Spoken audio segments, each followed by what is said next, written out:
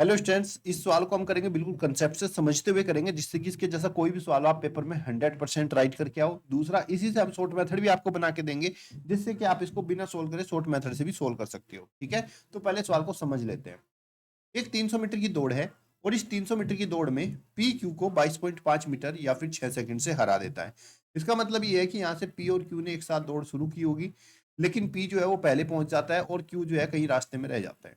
लेकिन जो ये पी है वो क्यू को हराता है 6 सेकंड से, मतलब क्यू को पूरे डेस्टिनेशन तक पहुंचने में यहाँ से यहाँ तक 6 सेकंड लगने वाली है। फिर दूसरा, ये कितना 22.5 मीटर से भी हराता है, यानी कि क्यू और पी का जो डिफरेंस है अभी भी 22.5 मीटर बचा हुआ है। यानी कि हम ये बोल सकते हैं कि ये जो क्यू है इस 22.5 मीटर की दूरी को 6 सेकंड में तय कर सकता है। तो इस डेटा से हम लोग क्या करेंगे, क्यू की स्पीड हमें पता चल जाएगी कि क्यू की स्पीड क्या है। क्यू की स्पीड इजकल टू क्या होता है, चाल बराबर होता है दूरी बटा समय। तो यहाँ पर अगर हम स्पीड की बात करें तो दूरी कितनी है 22.5 मीटर और समय है हमारे पास 6 सेकंड। इससे हम इसको यहाँ पे हल कर लेंगे। इसको सोल्व करने पर देखो, पर डेसिमल हटाएंगे तो नीचे की तरफ जीरो लग जाएगा। यहाँ पर हो गया आपका 60, इसको कैंसिल करेंगे हम 5 से 60 हो जाएगा 12 बार कैंसिल, और 5 चौक 20, पंजो पंजो 25। फिर यहाँ से 3 से 45 कटेगा 15 बार और 3 चौक 12, तो फाइनली आपका 15/4 मीटर प्रति सेकंड ये क्यू की दूरी आ गई। हमसे पूछा गया कि क्यू इस पूरी दौड़ को कितने समय में पूरा कर लेगा, और पूरी दौड़ कितनी है 300 मीटर की है। तो आपको पता है ना बच्चों, समय बराबर क्या होता है, समय बराबर होता है दूरी बटे 4, डिस्टेंस अपॉन स्पीड। या फिर हम कह सकते हैं दूरी को अगर भाग करें स्पीड से तो भी आपका समय आ जाता है। डिस्टेंस कितनी है हमारी 300 मीटर, उसको डिवाइड किससे करना है, चाल से। स्पीड कितनी आ गई है 15/4, तो 15 और डिवाइड बाई 4, नीचे वाला 4 ऊपर चला जाएगा। तो यहाँ से मिलेगा हमें फॉर्मूला 300 इंटू 4 डिवाइड बाई 15। 15 से इसको सोल्व करेंगे, 15 टू जा 30, 20 20 चौक 80। तो क्यू को पूरी दौड़ को पूरा करने में 80 सेकंड लगेंगे। ऑप्शन नंबर डी आपका राइट आंसर।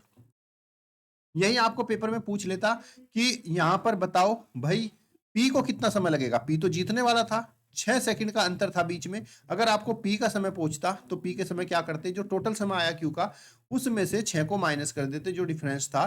तो 80 में से अगर हम 6 को माइनस करते तो आपका 76 आ जाता, अगर वो पूछता आपसे पी का। ठीक है, ये तो था आपका पूरा प्रॉपर मेथड।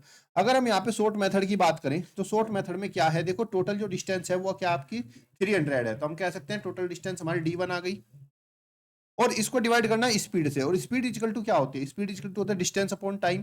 तो ये जो इनके बीच की डिस्टेंस है इसको हम d1 बोल सकते हैं, और टाइम को हम यहाँ पे t बोल सकते हैं। तो हम अगर हमें शॉर्ट मेथड निकालना है तो सिंपल सा तरीका हो जाएगा, टोटल डिस्टेंस जो कि हमारी d1 है इसको मल्टीप्लाई करना है किससे, टाइम से, जितना इनके बीच का डिफरेंस था, और डिवाइड कर देना है जो इनके बीच के टाइम का जो समय का डिफरेंस था, दूरी का डिफरेंस था, यानी कि d2 से। और हम इसको सोल्व करेंगे तब भी हमारा आंसर आ जाएगा। देखो कर भी सकते हैं, टोटल डिस्टेंस कितनी हमारे पास 300 है, इसको मल्टीप्लाई कर दो जितने टाइम से जीता था या फिर हारा था ऐसे बोल सकते हैं पेपर में, और डिवाइड बाय जो इनके बीच का डिफरेंस, जितनी दूरी से इसने हराया था 22.5। इसको सोल्व करेंगे, पॉइंट हटाया, यहाँ पर हमने 10 लगा दिया, सोल्व करेंगे 15 दूनी 30 और 15 से 225, 15 बार ही कट जाता है। फिर आपका 3 दूनी 6 और 3 पंजे 15 और 5 से 20 कटेगा 4 बार, 4 दूनी 8 दशाम 80, तब भी आपका 80 सेकंड आ गया। तो आप ऐसे यहाँ पे शॉर्ट मेथड भी यूज कर सकते हो, और प्रॉपर मेथड आई थिंक तुम्हें समझ में आ गया होगा। अगर अभी भी कोई डाउट है तो कमेंट बॉक्स में जरूर पूछें। तब तक के लिए धन्यवाद। जय हिंद, जय भारत।